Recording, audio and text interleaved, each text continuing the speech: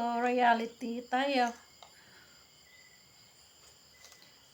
2 nights na walang ilaw. Blur out dito.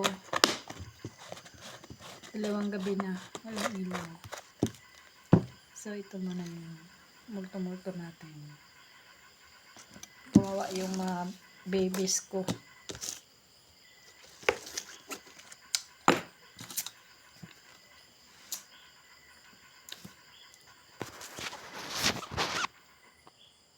No more light burn out.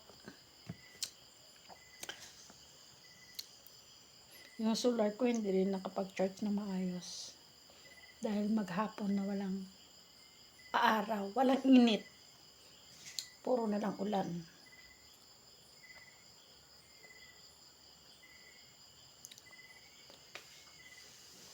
Okay lang yan. Basta walang sakit. Tsaka okay lang din dahil wala ng ulan. Okay na yung palibot. Okay na yung paligid.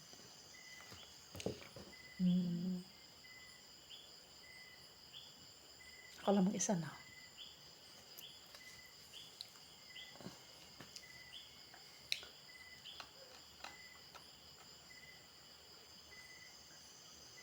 Yung mga ano ko doon, alaga ko.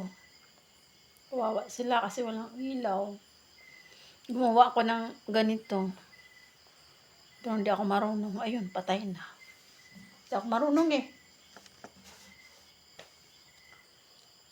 Oh, I think bukas wala pa rin ilaw.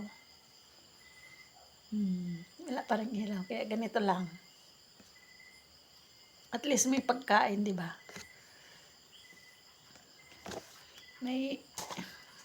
May kanin, may lulutuin, may ulam, gulay. Okay lang yun. Ganito din naman ng mga bata pa kami. Lumaki kami sa ganito. Yan, lumaki kami sa ganyan. Kaya, sanay ito. Diba? Good night.